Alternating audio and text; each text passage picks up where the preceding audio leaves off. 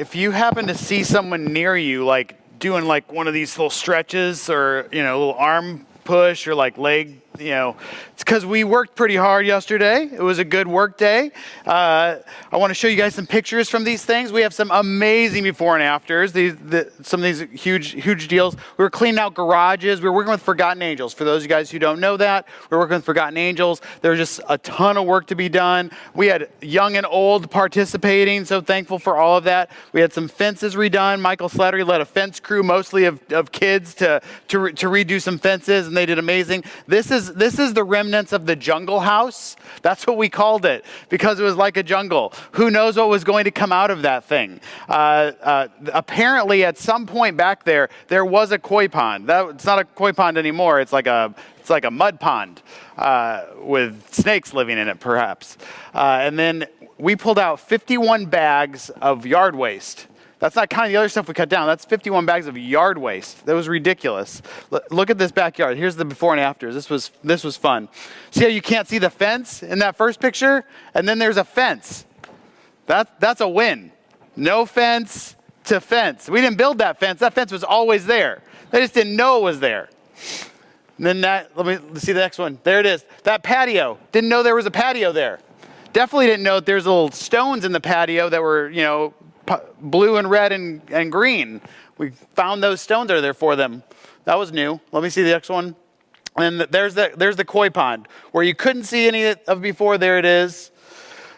Kyle and I decided we were going to try to. Apparently, there's like 9 inches of concrete in that koi pond, and Kyle and I thought, what we can do with sledgehammers? We can clearly break through 9 inches of concrete with our sledgehammers.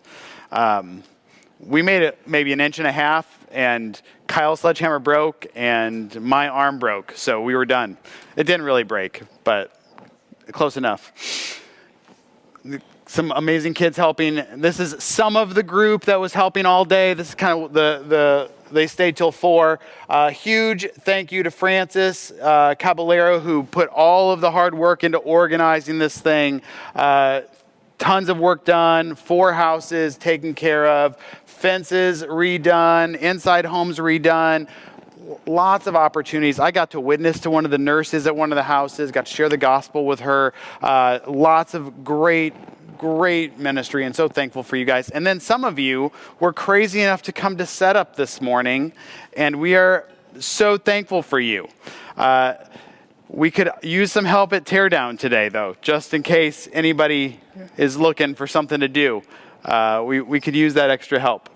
If you have your Bibles, we're going to be hopping around today. We're going to start in Luke chapter 7, and we're finishing up our Hexagon series. The Hexagon series has been about our vision and values, and today we're talking strategy. So we kind of do this every 18 months or so, and we talk about who we are, what we do, why we do what we do. We're a little different in terms of churches, little different focus in terms of churches. We are very focused on multiplying. That is a big deal for us, that we would be thinking about how we plant other churches throughout our city and surrounding areas. So we want to take every so often and make it really clear, in addition to our next step class and new members classes. We want to make sure that is out there and people understand what this church is about. 5% of every dollar goes directly to church planting for us. That's a thing that happens every month. 5% at least of every dollar goes right there. Plus we give away a bunch to missions on top of that. We want to be a missions-focused, outwardly focused church. That's what we do. So if you want to look back and say, hey, what is CityView about? You can just go back through all of our video archives since January 5th and till now, and you can say, all right, what are these values about? We nailed those values. What's our vision? That was our anniversary service. We talked about that. And today's our strategy sermon, where this is who we are. This is what we do. So if you want to write it out, it goes like this. You're going to see love, live, lead on everything. Those aren't just 3 cool L words that we saw at Kirkland's and then decided to put everywhere. We want to love Jesus. We want to love Jesus. We want to teach people to love Jesus. We want to teach people to live like Jesus. We want to teach people to not just love him because he's great, but also like follow the example of who he is and to see our lives lived out just like him. And then we want to lead other people to Jesus. So we want to love Jesus, live like Jesus, lead other people to Jesus. That is the big idea of what we are trying to do. Those are the three things you're going to see everywhere. So love, live, lead, love, live, lead, love, live, lead. Those are not just not just three cool L statements. Those really mean something to us. And what I want to do today is break it down for you. But as we break it down, I want to help you understand it, not in like just these. Sometimes we use these big general terms, and it's like, all right, cool. What does that actually mean? I put a little AKA there. You see that AKA right underneath the love, live, lead deal? The AKA is we want to help failures follow. So we want to help people who are failures follow. Does anybody know who Cliff Kingsbury is? Anybody? Okay, yeah. He is perhaps the greatest example of a little phrase, failing up. Have you ever heard of this phrase, failing up? It's used in business, it's used in sports sometimes. Failing up means you have failed at the job you had and you got a promotion. Have you seen that maybe within your business somewhere, or you've seen it in the business world somewhere? You've seen it in coaching for sure. Cliff Kingsbury is the greatest example of this. He had a below 500 record at Texas Tech. First of all, he was a quarterback at Texas Tech. Average quarterback at Texas Tech.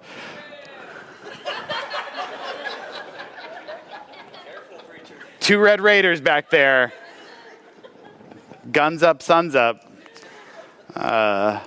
You know it's true, though. Average quarterback at Texas Tech, sticking to it. I didn't say it was below average, just average. I could have said below average, and that would have been accurate. I'm going hard. I'm sorry, Kyle. All right. Average quarterback, Texas Tech. Goes to the NFL for a little while. Very brief stint. Guess what? Didn't start anywhere, just backed some people up. Then he goes to college, decides he's going to start his coaching career, and he ends up at Texas A&M. All right, waiting for it. Didn't know where that was. Aggie's kind of weak on that. The Tech's ready to fight, but Aggie's not ready to whoop. We've got a problem. And then he helps Johnny Football, Johnny Manziel, win the Heisman Trophy, which is saying something, because that kid's crazy. And he wins the Heisman Trophy, and then he gets to be a head coach. So he did well there in that role. Goes to be Texas Tech's head coach. Texas Tech, under the tutelage, under the leadership of Cliff Kingsbury, goes a solid 35-40. That's below 500. That's not a good record. Texas Tech and their storied history. I don't know if it's storied, but their storied history, they have an above 500 record, but Cliff Kingsbury brought that bad boy down. So after a few years, they say, sorry, good old boy, time for you to hit the road. And most of the time in this situation, you go from a head coach and you didn't make it there, then you go back to what you're good at. So he was an offensive coordinator. He's just going to go back and be a good offensive coordinator somewhere. That's likely what ends up happening. Get himself together. Maybe he becomes a head coach again. Maybe he goes to the NFL and becomes an offensive coordinator. Maybe that's what's going to happen. Maybe that's who he is. Cliff Kingsbury parlays his firing from a Big 12 school into a head coaching job in the NFL. Coaching the number 1 overall draft pick for the Cardinals in Arizona. He failed way up. Doubled his salary. How do you double your salary and fail? I don't know, but sounds like a good gig. He failed up. And we laugh at it and we're like, oh, what a silly guy. As we look at the Bible and we look at our examples and we look at... We're going to look at three people today. They're all examples of people who failed up. Not by their own ability, not by their own goodness, by the grace of Jesus. We're going to walk through 3 different examples, then we're going to say amen, and we're going to be done. Number 1, Luke chapter 7. That's where we're going to be.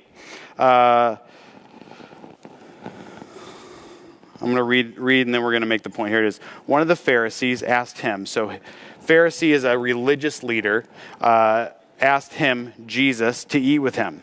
And he went to the Pharisee's house and reclined at table. They didn't have chairs around a table. It was like the table was on the ground. You sat there. There were pillows around there. You sat on the ground near pillows, and you reclined backwards or forwards, depending on what was most comfortable. Behold, a woman of the city who was a sinner. So this is code. This is code word. Woman of the city, so known in the city, who was a sinner. Sinner is not like, we talk about sinner and we say everybody's a sinner, and that's true. You and I are sinners. All have sinned, all fall short of the glory of God. We are sinners. You're a sinner. I'm a sinner. Sinners. But for the Jewish mindset, this is actually a class of people. So class of people is sinners equal. This is like a categorization. Sinners are tax collectors. Sinners are extortionists. Sinners are prostitutes. This woman who's in this story is a prostitute. And behold, a woman of the city who was a sinner, when she learned that he was reclining at table in the Pharisee's house, brought an alabaster flask of ointment. Alabaster, it's a smelly, beautifully smelly perfume. And this perfume is incredibly expensive. Incredibly expensive. So she made a lot of money doing what she was doing, and now she's doing something with this flask. She heard Jesus was at this place, and now she's going to do something. And standing behind him at his feet, weeping, she began to wet his feet with her tears, and wiped them with her hair of her head, and kissed his feet, and anointed them with the ointment.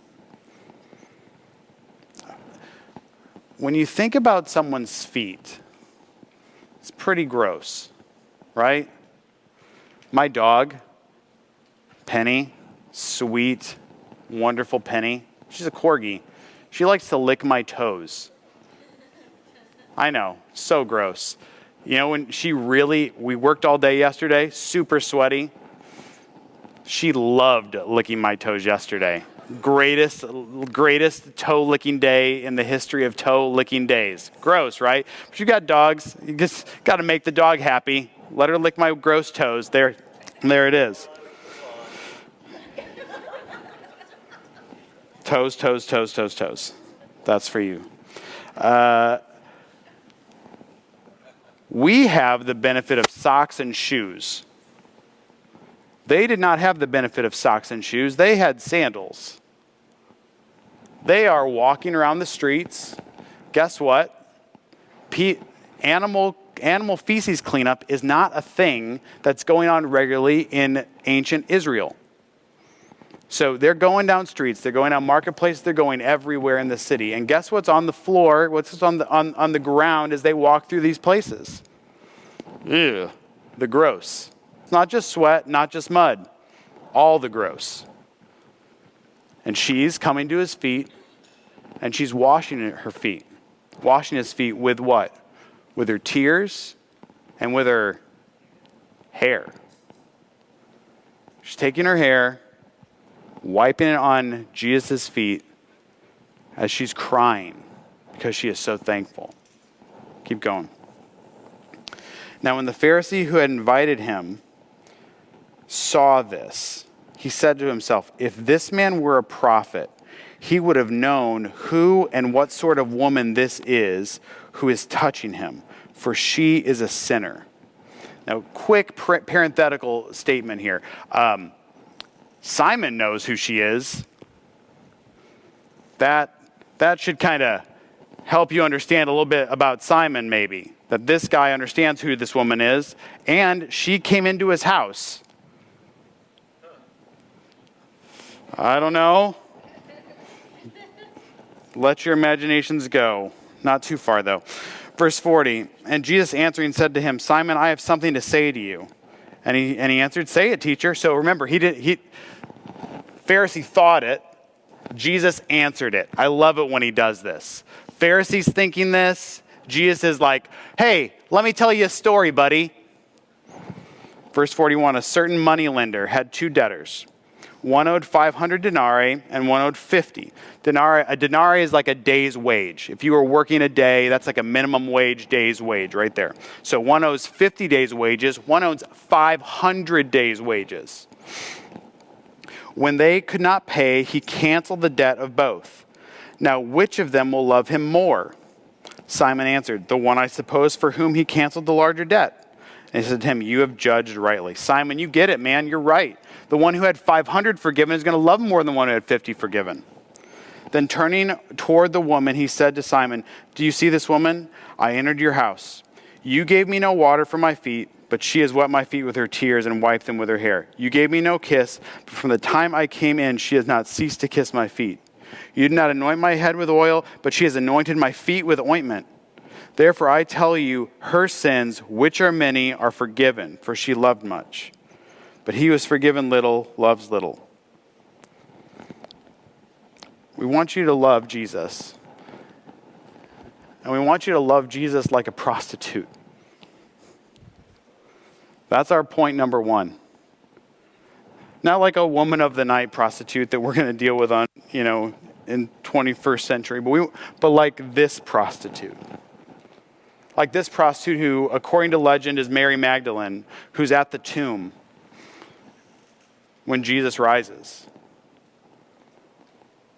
According to church history, she's there, and she's one of the first people who sees him.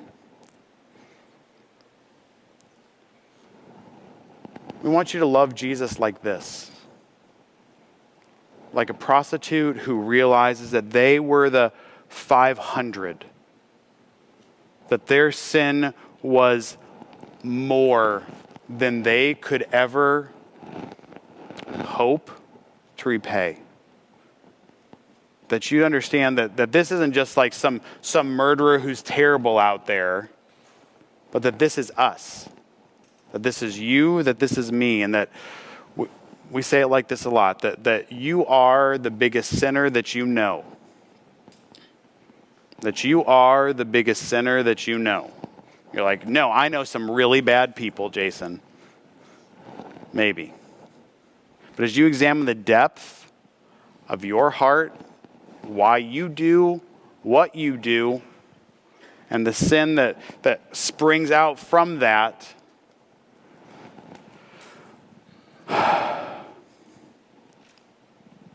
you begin to realize how much you've been forgiven. This is the basis for how we forgive other people. Ephesians 4 says that we're supposed to be tenderhearted, kind, forgiving one another, even as God in Christ forgave us. So here's the big point. The way that we forgive other people is by understanding how much we've been forgiven. The way that we go about this life dealing with people who have wronged us and hurt us over and over and over again. The way that we say, this is how I forgive, is not because they deserve it. Forgiveness is not a they deserve it thing. Forgiveness is a Jesus died on a cross and forgave me thing so I can forgive others thing. If we see ourselves in this story like we're Simon the Pharisee, then we're going to love Jesus little. But if we see ourselves in this story like the prostitute, we're going to love Jesus much. Our goal as we bring people into worship here, as we are a church, is to teach people to love Jesus, to understand the depth of their sin and how much Jesus has done to forgive. That's what loving Jesus is about. That he's done more than we could ever ask, think, or imagine. And as a result of that, we love him with all we are, and we want to follow him. So number 2, move over to Luke chapter 5. Luke chapter 5, verse 27. After this, he went out and saw a tax collector. So his name is Jesus, went out and saw a tax collector named Levi. Little update here. Levi is one of his names. Another name is Matthew. You may recognize the name Matthew from a little book in the Bible, the first one in the New Testament. This Levi, aka Matthew, is also the writer of the first gospel in the New Testament. His name is, he's right here. He's sitting at the tax booth. And he said to him, "Follow me." And leaving everything, he rose and followed him. So what it means by that is he's leaving his profession, his job, the thing that he was doing. He's getting up from that tax table and he's walking away. He's walking away from the job. We'll explain the job in just a second. But verse 29, and Levi made him a great feast in his house, and there was a large company of tax collectors and others recline at table with him. Who do tax collectors hang out with? Other tax collectors. No one likes the IRS. And people really dislike this guy. Verse 30, and the Pharisees and their scribes grumbling at his disciples, saying, "Why do you eat and drink with tax collectors and sinners?" And Jesus answered them, "Those who are well have no need of a physician, but those who are sick. I have not come to call the righteous, but sinners to repentance." Let me explain to you what the profession of tax collector was. A tax collector is a guy who has purchased the right from Rome to tax his own people. So they are locals who live in an area, and they say, "Rome, we want to make some extra money." Rome's looking for tax collectors. They purchase like essentially a franchise to say, "We are going to tax our own people." So they're taxing their own people. Number one, do you think that's going to go well? No. Nobody likes the tax guy. No one likes the IRS. Number two, in purchasing it, it is essentially a license to charge whatever you want. Rome wants their part, but you can charge whatever else you want to these people. And you will be able to enforce whatever you want by power of the Roman government. So Roman soldiers are assigned to you to help you collect the things that you need to collect. Think Mob Movie and the collectors from Mob Movie. They are going after you. And they're going to get what they want, or they're breaking some legs. And then they're still going to get what they want. This is Matthew.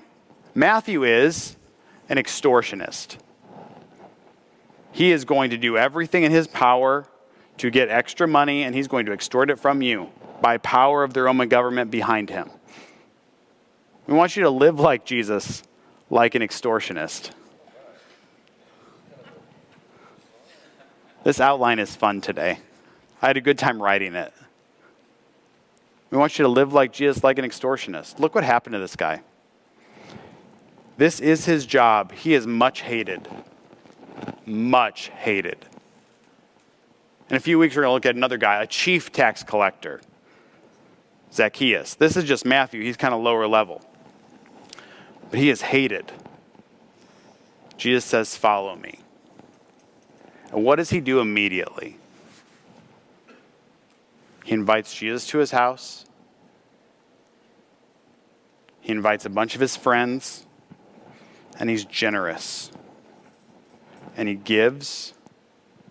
And then the pattern of his life develops, where he is changed from an extortionist to a follower of Jesus, trained by him for 3.5 years. And then what happens to Matthew, according to church history, is he takes the gospel to India. And he shares the gospel in India. And the gospel goes forth in India because of an extortionist named Matthew. That he lived like Jesus. That he studied him, that he celebrated with him, and then he served him. One of the things we want to develop here is not just like,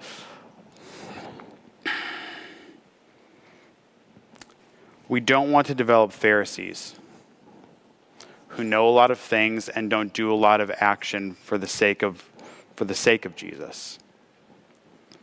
We want to develop people like Matthew, who were a complete and utter mess, who have been changed by the good news of Jesus and then live like him in this world. End up leveraging their lives for his sake. Taking the gospel to places, to people. Maybe that's a foreign land, or maybe that's just your neighborhood. but people who are going to follow Jesus with all that they are, everything they have, but they're going to look like this master. So we want you to love Jesus like a prostitute. We want you to live like Jesus like an extortionist. And number 3, hop over to Mark chapter 14. You know the story. You know what happened with Peter. Peter goes and he's going to follow Jesus. They're in the garden. When they're in the garden, Peter, the soldier comes up to Jesus, is going to take him. What does Peter do? Grabs a sword, whacks his ear. Some people think Peter just was a terrible marksman. He meant to kill the guy and he hit the guy's ear. He was a fisherman, not a swordsman. So here's Peter.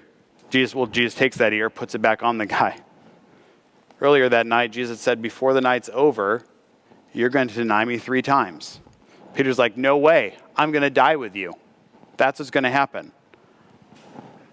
I'm going to go all the way. Wherever you're going, I'm going. I'm with you to the end. This is who I am. I'm with you, Jesus. And then they descend on them, and all the disciples run. Everybody who's with him runs. There's a guy, is probably John Mark. It's only recorded in the book of Mark. And he's probably 13, 14 at this point, and he's got a linen robe on. One of the soldiers grabs this, and the boy runs. He runs away naked. In case you're wondering, that's a cool image. Peter's also there. Peter strikes the ear. Jesus puts the ear back on. This isn't the way we're doing this. And then Peter scatters like the rest of them. Then chapter 14 in Mark. And as Peter was below in the courtyard, one of the servant girls of the high priest came. And seeing Peter warming himself, she looked at him and said, you also are with the Nazarene Jesus. But he denied it, saying, I neither know nor understand what you mean. And he went out into the gateway, and the rooster crowed. And the servant girl saw him and began again to say to the bystanders, this man is one of them. But again, he denied it. And after a little while, the bystanders again said to Peter, certainly you are one of them. You are a Galilean. So they could tell based on the way he talked, based on the way he spoke, the way he pronounced words. Like Southerners, I did it. We, me, I'm a we. I'm part of it now. I didn't even mean to say that, and I'm a we. Look at that. Self-admitted, I'm part of it. No longer a Yankee, I'm a Southerner. We say y'all. We don't say, in the North we say you guys. Hey, you guys, right? My Minnesota friend over here. We say you guys. But down here, it's y'all. Y'all. And the longer you've lived here and the more country you are, the longer it goes. It's not just it could be like a whole sentence. Y'all. And you can tell. You can tell. And that's what she's saying. That's what this slave girl's saying. You're a Galilean. But he began to invoke a curse on himself and to swear, I do not know this man of whom you speak. Now at dinner earlier that night, Jesus had told Peter, you're going to deny me 3 times before the rooster crows 3 times.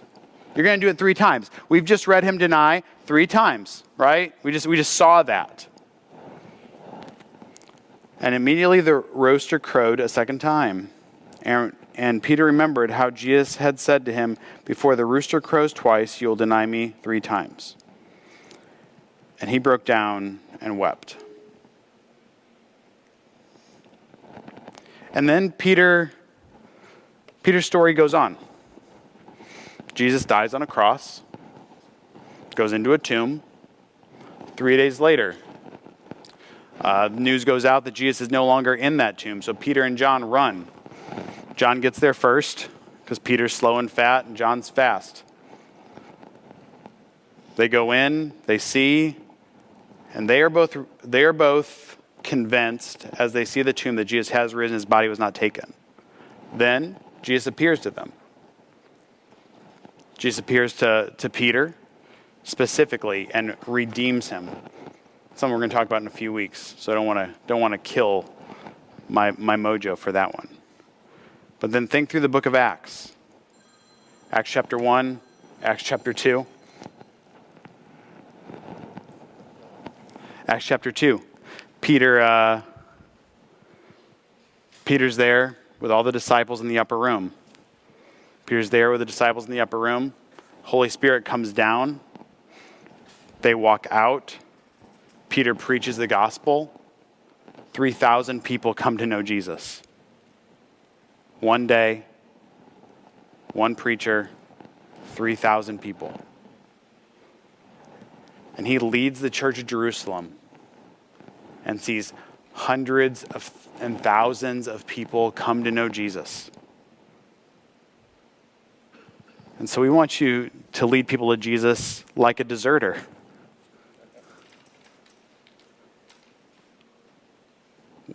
Our strategy is that you'd love Jesus, that you'd live like Jesus, and that you'd lead other people to Jesus like this deserter did. Because as you look back at this story we looked at in Mark, that's this point in Peter's life that he is most assuredly ashamed of. Correct? Jesus said, I'm going to deny him. I said I wasn't going to deny him. I'm going to go to death with him. And then before that night is up, he denies him 3 times. And then fast forward about 40 days. And he's preaching, sharing the good news of Jesus, sharing that he was the one who is promised, sharing that he died for sins and rose again like promised. And he leads the church. And he was a giant failure. And Matthew was a giant failure. And Mary Magdalene was a giant failure. But they became followers. And as they followed Jesus, their lives changed. Our strategy is to see people's lives changed. To change from darkness to light, from death to life. That's our great hope. That we'd help failures follow. So as you find yourself at the lowest point, remind yourself of these stories. Or maybe you've been at that lowest point. What do I do next? Start to follow like an extortionist. Start to lead people to Jesus like a deserter. That you'd start taking these steps in your walk with Jesus. That it's not just about showing up on a Sunday, but it's about really, truly, deeply loving him. Strongly focusing and living like him. And then realizing the gift that you have and leading others to him. That's our strategy. That's what CityView Church is about.